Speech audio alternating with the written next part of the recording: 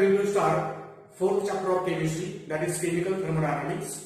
In our regular classes, we have seen chemical kinetics chapter to the batch number 1, and to the batch number 2, we have completed halogen derivatives of alkane. Here on the YouTube platform, we will start with the chapter chemical thermodynamics, which is the fourth chapter in our textbook. This chapter is a really very important chapter because it carries around 6 to 8 marks in your board examination. In IIT JEE examination, this chapter has its own importance. At least 2 to 3 questions we can expect in JEE examination also. In NEET examination, 3 questions every year they are going to ask. Okay? Here, before starting the chapter, we have one important announcement. That is, our Science Forum Coaching Academy has its own application available on the Play Store. You can go on the Play Store and download it from there. Further instructions I will provide you on the WhatsApp. Okay? So, let us start. Now, let us understand what is the meaning of thermodynamics. तर thermodynamics म्हणजे काय? Thermo म्हणजे heat आणि dynamics म्हणजे in motion. म्हणजे आपण thermodynamics मध्ये energy changes बद्दल स्टडी करणार आहोत. परंतु एनर्जी चेंजेस बद्दल स्टडी करणार आहोत, ठीक आहे. So what is the meaning of energy? एनर्जीचं मीनिंग काय? Energy is nothing but the capacity of a system to perform work. एनर्जीला आपण कसं डिफाइन करू शकतो? Energy is nothing but the capacity of a system to perform more work or to perform work. म्हणजे एखाद्या सिस्टमची capacity work करण्याची, ठीक आहे ना. So energy is nothing but the capacity of a system to perform work. आता या एनर्जीचे different forms असतात. आता हे फॉर्म्स तुम्हाला माहित आहेत सर्वांनाच. पहिला फॉर्म सपोज लेट अस से कायनेटिक एनर्जी. दुसरा फॉर्म कोणता असणार आहे? Potential energy. अजून जे तुम्हाला आठवते इलेक्ट्रिकल एनर्जी. Electrical energy. अजून काय आठवते का तुम्हाला? Thermal energy. Yes, thermal energy. Thermal energy आपण काय म्हणतो? Heat energy. Thermal energy. Okay, thermal energy. परत रेडिएशन्स. ओके, तर आपण रेडिएंट एनर्जी असं म्हणतो. रेडिएशन. अशा भरपूर आहे, ठीक आहे ना. तर आपण म्हणजे कायनेटिक एनर्जी एखाद्या बॉडीला का प्राप्त होत असते? कायनेटिक एनर्जी का प्राप्त होत असते? Due to motion. मग कायनेटिक एनर्जी मध्ये रोटेशन शक्य आहे, व्हायब्रेशन शक्य आहे. Okay, rotation motion, vibration motion, translational motion. आता पोटेन्शियल एनर्जी कशामुळे अचीव करता येते? Due to the position. म्हणजे जसं आपण हाईट वाढवत एखाद्या ऑब्जेक्टचं वाढवत जाणार तसं तशी पोटेन्शियल एनर्जी पण वाढणार. Potential energy arises due to the position. Electrical energy. आपल्याला माहित आहे इलेक्ट्रिकल एनर्जी. गॅल्व्हॅनिक्स हे बेस्ट एक्झाम्पल आहे इलेक्ट्रिकल एनर्जी ऑप्टेन करण्याचं, right. Okay, now thermal energy. Heat मुळे प्राप्त होणारी एनर्जी म्हणजे कोणती? Thermal energy. Radiations, electromagnetic waves. Okay, ठीक आहे. तर हे एनर्जीचे डिफरंट फॉर्म्स आहेत. याबद्दल आपल्याला बोर्ड एक्झामिनेशन कोणी गोष्टी विचारणार नाही, परंतु माहित असायला पाहिजे. Energy is nothing but capacity to do work. Capacity to do work. Suppose एखाद्या सिस्टीमची एनर्जी जास्त असेल तर ती सिस्टीम वर्क डन जास्त प्रमाणात काय करत असते, ठीक आहे. ओके, आता ह्याचे काही एनर्जीज आहेत. ह्या एनर्जीज इंटर कन्व्हर्टिबल असतात. आता इंटर कन्व्हर्टिबल म्हणजे काय? या एनर्जीज एका फॉर्म मधून दुसऱ्या फॉर्म मध्ये ट्रान्सफर होतात. त्याला आपण काय म्हणतो? Law of conservation of energy. Okay, energy neither be created nor be destroyed but it only can transfer from one form into another form. हे आपल्याला माहिती, आपण हे लहानपणापासून शिकत आलेलो आहोत. ओके, जर समजा आपण इंटर कन्व्हर्जनचं एक्झाम्पल द्यायचं म्हटलं तर हे देता येईल काय? की समजा एक डॅम आहे आणि या डॅम मधून या साईडला कंप्लीट वॉटर आहे.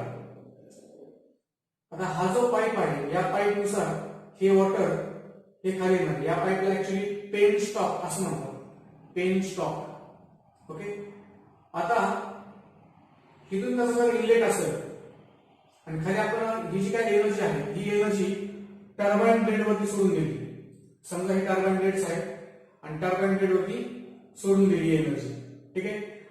आता हे वरचं जे काय वॉटर आहे हे पेन स्टॉक मधून आलेलं वॉटर ह्या ब्लेड्स वरती जर पडलं तर हे ब्लेड्स काय होतील, जोरामध्ये फिरतील. आता हे ब्लेड्स टर्बाइनचे आहेत. ओके. आणि टर्बाइनचा हा आहे शाफ्ट. आता ह्या ब्लेड्स जोरात फिरत असताना त्याचा शाफ्ट पण फिरणार आहे आणि शाफ्ट आपण कशाला कनेक्ट केलेला असतो, जनरेटरला. कशाला, जनरेटरला. म्हणजे आपल्याला काय समजलं या केसमध्ये की या हाईटमुळं या वॉटरला पोटेन्शियल एनर्जी प्राप्त झालेली आहे या पोझिशनमुळे म्हणून आपण करतात. So this potential energy gets converted into kinetic energy, कारण त्या वॉटरला स्पीड आहे. This potential energy converted into kinetic energy. आता हे जे स्पीड मध्ये असणारं वॉटर आहे हे वॉटर आपण टर्बाइनच्या ब्लेड वरती फॉल केलं. मग टर्बाइनच्या ब्लेड वरती फॉल केल्यानंतर ते ब्लेड असे जोरात फिरायला लागले. ज्यावेळेस हे ब्लेड असे जोरात फिरतील त्यावेळेस ज्या शाफ्ट वरती ते ब्लेड आहे तो शाफ्ट वर फिरणार आहे आणि हा जो शाफ्ट आहे हा शाफ्ट कुणाला कनेक्टेड केलेला असतो, जनरेटरला. आणि जनरेटर मध्ये काय होतं, this kinetic energy will convert into electrical energy. समजलं सर्वांना. म्हणजे आपल्याला कळलं energy is nothing but capacity to do work. There are different forms of energy such as kinetic energy, potential energy, electrical energy, chemical energy, radiation energy. समजलं सर्वांना. Thermal energy म्हणजे heat energy. Okay. Energy forms are interconvertible. It means one form of energy can be transfer into another form. Here potential energy is converted into kinetic energy of the water. This kinetic energy is stored in the generator. Okay. Potential into kinetic, kinetic into electrical energy. समझ सर्वांना. Okay. Now we have different concepts in thermodynamics. Let us start.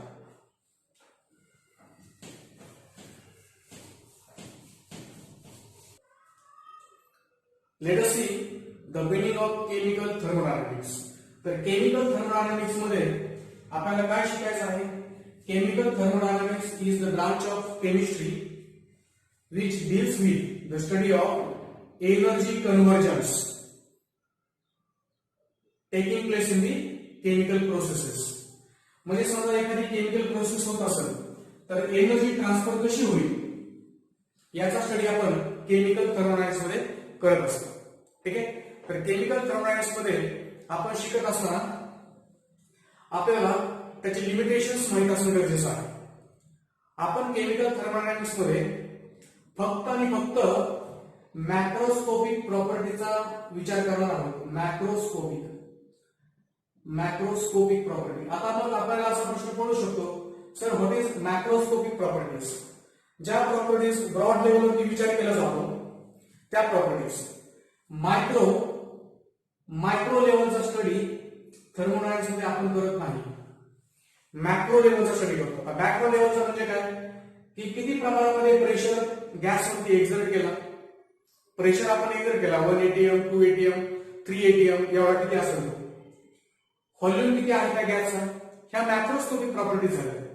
परत number of moles किंवा तुम्ही म्हणा temperature या सगळ्याचा विचार आपण थर्मोडायनामिक्स मध्ये करतो. मग कोणत्या गोष्टीचा विचार करत नाही, मायक्रो लेवलचा विचार करत नाही. मायक्रो लेवलचा म्हणजे कसं, the conversion of reactant into product. कोणत्या तरी मेकॅनिझमने रिएक्टंट प्रॉडक्ट मध्ये कन्व्हर्ट होणार आहे. मग काहीतरी मेकॅनिझम असेल त्या मेकॅनिझमचा आपण या ठिकाणी विचार करत नाही. थर्मोडायनामिक्स मध्ये आपण मेकॅनिझमचा विचार करत नाही. हे एक लिमिटेशन आहे असं म्हणूया. मेकॅनिझम ऑफ रिएक्शनचा आपण विचार करत नाही. आता मेकॅनिझमचा विचार करत नाही म्हणजेच रेटचा विचार करून सुद्धा काही फायदा नाही.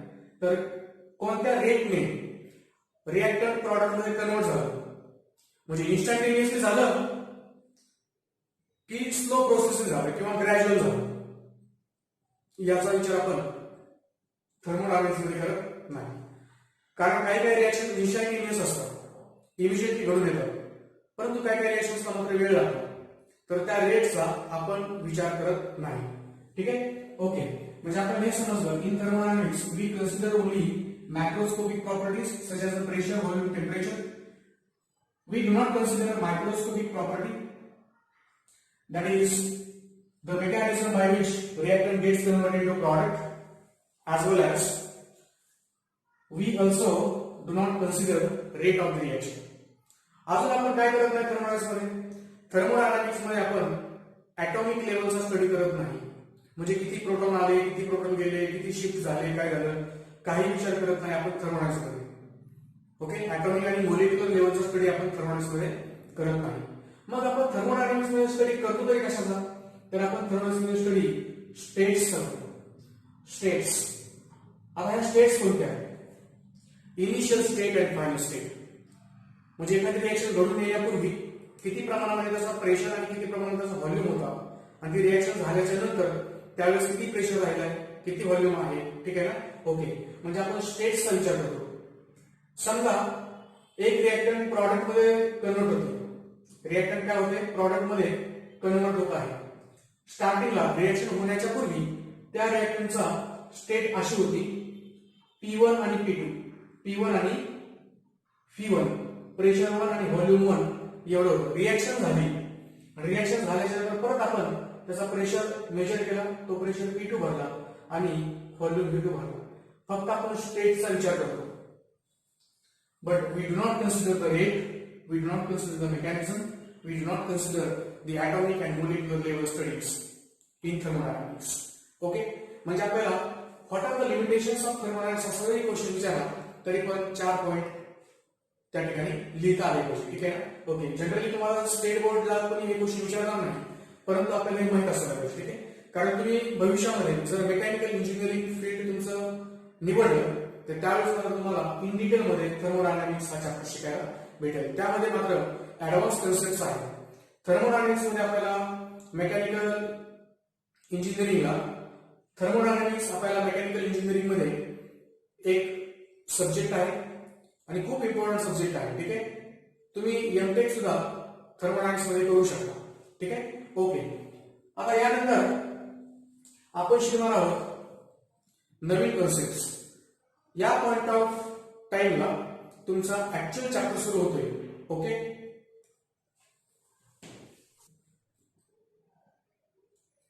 लेट अस ऑब्झर्व दिस कप. या कप मध्ये आपण हॉट टी ठेवलेला आहे. ठीक आहे? आता हॉट टी ठेवलेला आहे, right? Okay. Let me write here hot tea, right? Okay. आता हॉट टी आहे म्हणजे या कप मधून काही प्रमाणामध्ये वेपर्स असे बाहेर निघून जातील. ओके. ठीक आहे. मग आता या कपाकडे जर तुम्ही व्यवस्थित लक्ष दिलं तर तुमच्या लक्षात येईल या पूर्ण केसमध्ये महत्वाचं काय आहे? That is nothing but T. कारण तो आपल्याला कळायचं, बरोबर आहे की नाही? Okay. That is nothing but T. जर टी नसेल then cup is useless. Yes or no? Okay. Now here hot tea inside a cup is very important, right? Suppose आपण बिस्लरी बॉटल घेतली आणि बिस्लरी बॉटल मध्ये तुमच्या लक्षात येईल बिस्लरी बॉटल मध्ये तुम्ही सांगा मला what is important? Water is important. Without water, this is useless, right? So, the entity which is very important for us, this is known as system. This is known as system. आता system काय झाली या particular केस मध्ये? या particular केस मध्ये T, hot T is your system. ठीक आहे? Hot T is your system. म्हणजे सगळं पूर्ण युनिवर्स आहे, त्या युनिवर्स मध्ये हा हॉट कप ऑफ टी आहे आणि ह्याच्यामध्ये जो काही टी आहे हा टी इम्पॉर्टंट आहे आपल्यासाठी. म्हणजे आपण काय म्हणू शकतो? The part of universe which is under thermodynamic study or which is important for thermodynamics investigation is known as a system. What we can say system? System is an important part of universe. Okay? System is a part of universe which is under thermodynamic investigation. System is a part of universe which is under thermodynamic study. या particular केस मध्ये T is your या particular केस मध्ये T is your important entity. Therefore T is your system, right? Okay. मग आता ही आहे T, say it is system, आणि मला सिस्टीमच्या बाजूला जे काही प्रेझेंट असणार आहे हे सगळं बाहेरचं total that is nothing but surrounding. That is nothing but surrounding. म्हणजे आपण काय म्हणू शकतो? Surrounding is a part of universe except system. System सोडून जेवढा उरलेला भाग आहे त्याला आपण काय म्हणतो? सराउंडिंग. ओके, समजलं सर्वांना? तर या पर्टिक्युलर केस मध्ये आपल्याला हे लक्षात आलं, दिस इज सिस्टीम आणि जे काय उरलेलं जे काय आहे तुमचं that is nothing but surrounding. आता सिस्टीम आणि सराउंडिंग या दोघांना सेपरेट जो इंटरफेस करतो त्याला आपण म्हणतो बाउंड्री. त्याला काय म्हणतो आपण? बाउंड्री. समज सर्वांना? So the interface present between system and surrounding is known as a boundary. Is known as a boundary. या ठिकाणी तुम्ही जर व्यवस्थित लक्ष दिलं तर तुमच्या लक्षात येईल की ही आहे सिस्टीम आणि ही आहे सराउंडिंग. सिस्टीम आणि सराउंडिंगला कोणतरी सेपरेट करते. कोणता तरी इंटरफेस असा आहे की तो सिस्टीम आणि सराउंडिंगला सेपरेट करते. The interface which separates system and surrounding is known as a boundary. Okay, boundary is known as a boundary. Boundary may be real, boundary may be imaginary. या पर्टिक्युलर केस मध्ये आपल्याला boundary real दिसते, पण काही cases असतात की त्या ठिकाणी बाउंड्री इमॅजिनरी असू शकते. उदाहरणार्थ समजा आपण विंटर सीझन मध्ये अशी शेकोटी केली आणि शेकोटी केल्याच्या नंतर एका पर्टिक्युलर रिजन पर्यंतच आपल्याला ते गरम व्हावं लागते. ओके, हा पर्टिक्युलर रिजन संपला की याचा इथे काही संबंध नाही. मग या ठिकाणी आपल्याला बाउंड्री दिसते का? नाही दिसत. मग ती बाउंड्री तुमची झाली इमॅजिनरी बाउंड्री. ओके, सो चला आपण परत एकदा बघूया व्यवस्थित.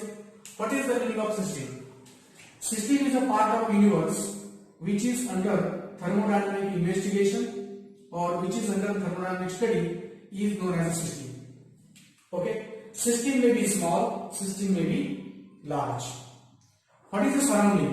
Surrounding is a part of universe except the system. And what is a boundary? It is interface which separates system and surrounding. लक्षात आलं सर्वांच्या? Boundary may be imaginary, boundary may be real. Understood? So this is very simple concept, that is boundary, right? So system आपल्याला समजलं, boundary समजलं आणि surrounding पण समजलं. म्हणजे आपल्याला इथे हे समजलं असेल की system plus surrounding, system plus surrounding, system plus surrounding is equal to universe. System plus surrounding is equal to universe. So हे लक्षात ठेवायची गरज आहे. ठीक आहे. So system plus surrounding is nothing but universe. म्हणजेच आपण असं म्हणू शकतो surrounding is equal to universe minus system. म्हणून आपण डेफिनेशन पण असंच केली. काय? Surrounding is a part of universe except the system. In this particular case T is your system, this portion is your surrounding, and the separation is your boundary. Okay, so there are three types of systems in our syllabus: open system, closed system आणि isolated system. तर आपण या तीन systems बद्दल discussion करूया. So there are three types of systems. Number one is open system, number two is a closed system, and number three is a isolated system. all three systems are very important because in previous question papers we have multiple choice questions asked based on the three systems. तर पहिल्या प्रथम, what is the meaning of system? System is a part of universe which is under thermodynamic study. आणि या system मध्ये पहिली system आहे that is nothing but open system. That is nothing but open system. समजलं ना? So open system, मग आता हे ओपन सिस्टीम म्हणजे असतं तरी काय? तर ओपन सिस्टीम मध्ये एकदम सिंपल आहे बघा. ओपन सिस्टीम मध्ये या ठिकाणी तुम्ही जर व्यवस्थित लक्ष दिलं तर तुमच्या लक्षात येऊन जाईल ओपन सिस्टीम मध्ये समजा जस्ट आताची केस आपण इथं हॉट टी घ्या किंवा हॉट कॉफी घ्या, काय काय होईल? त्या हॉट कॉफी मधून काही वेपर्स अशी बाहेर जातात. ठीक आहे, वेपर्स सिस्टीम मधून सराउंडिंग कडे ट्रान्सफर होत आहेत. म्हणजे वेपर्स मध्ये मायन्यूट लेवलचे तुमचे वॉटर ड्रॉपलेट्स असणार आहेत आणि हे जे काय वॉटर ड्रॉपलेट्स म्हणजे मॅटर असणार आहे. आणि तो मॅटर कोणाचा होता? या कॉफीचा होता किंवा टीचा होता. म्हणजे या पर्टिक्युलर केस मध्ये तुमचं मॅटर ट्रान्सफर झालं आहे. कुठून कुठं? From system to surrounding. म्हणजे ओपन सिस्टीम मध्ये मॅटर ट्रान्सफर होत असतो as well as energy transfer होईल का सिस्टम कडून सराउंडिंग कडे? विचार करा. आता हॉट टी आहे या केस मध्ये, तर या ठिकाणी एनर्जी पण ट्रान्सफर होईल. एनर्जी सुद्धा ट्रान्सफर होईल. आपण जर असं कप असा हातात धरला तर आपल्याला सुद्धा गरम लागणार आहे. ठीक आहे ना? म्हणजे एनर्जी सुद्धा ट्रान्सफर होणार आहे. ओके, म्हणजे आपण असं म्हणू शकतो open system a system in which matter and energy transfer takes place is known as open system. म्हणजे एक अशी सिस्टीम की ज्या सिस्टीम मध्ये matter as well as energy दोन्ही पण ट्रान्सफर होतात, त्याला आपण म्हणत असतो ओपन सिस्टीम. अंडरस्टूड? आता दोन नंबरची सिस्टीम आहे that is nothing but close system. Close system पण सोपं. हे बघा काय करायचं, एक आपण कप घेतला, त्यामध्ये कॉफी घ्या. ओपन सिस्टीम मध्ये आपण बघितलं की वेपर्स असे बाहेर जात आहेत. ओके, आता या पर्टिक्युलर केस मध्ये आपण काय करू, याच्यावरती एक झाकण ठेवू. अंडरस्टूड? आता काय होईल, हे वेपर्स इथे येतील आणि कंडेन्सेशनने परत आतमध्ये पडतील. हे वेपर्स बाहेर जाणार नाही, परंतु एनर्जी मात्र ट्रान्सफर होणार आहे. आपण तो जर कप धरला, आतमध्ये हॉट कॉफी आहे, तर एनर्जी मात्र ट्रान्सफर होणार आहे. म्हणजे आपण असं म्हणायचं a system in which energy transfer takes place but matter transfer does not take place is known as a closed system. Is known as a closed system. Is known as a closed system. So what is open system? Open system is a system in which matter as well as energy transfer takes place. Closed system is a system in which only matter transfer takes place, not energy transfer takes place. Understood? This is very important in examination point of view. आता यानंतर असतं isolated system. So isolated system मध्ये काय? Isolated system, आता जसं आपण बघितलं open system मध्ये मॅटर आणि एनर्जी दोन्ही पण ट्रान्सफर होत आहे. क्लोज सिस्टीम मध्ये मॅटर ट्रान्सफर होत नाही, परंतु एनर्जी ट्रान्सफर होते. आणि ओपन सिस्टीम मध्ये मॅटर पण ट्रान्सफर होणार नाही, एनर्जी पण ट्रान्सफर होणार नाही. मग काय करू शकतो आपण याला, की क्लोज सिस्टीम जी काय आहे याच्या भोवताली असं त्याला आपण इन्सुलेशन लावू शकतो. याला जर आपण प्रॉपरली इन्सुलेट केलं, प्रॉपर इन्सुलेशन जर दिलं आपण त्याला, तर प्रॉपर इन्सुलेशन केल्यामुळे या इन्सुलेशनमुळे बाहेर कोणत्याही प्रकारची एनर्जी जाणार नाही. आता हे एक्झाम्पल झालं आयसोलेटेडचं. समजलं? So in open system matter transfers, energy transfers. In close system matter does not transfer but only energy transfer.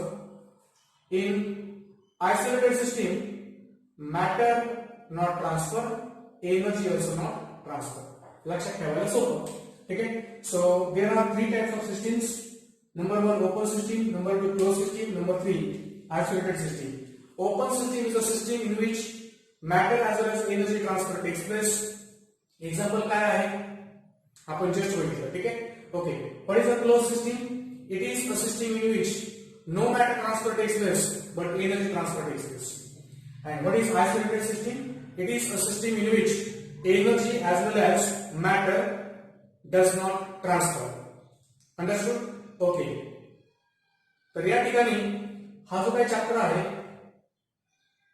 तर या ठिकाणी this is your first part of thermodynamics. Understood? तर यानंतर मी तुम्हाला काही multiple choice questions as a assignment म्हणून देणार आहे या व्हिडिओमध्ये. त्या व्हिडिओमध्ये तुम्ही ते multiple choice questions properly read करा आणि मला त्याचे आन्सर्स तुम्ही आपल्या कमेंट बॉक्समध्ये सांगा. ठीक आहे.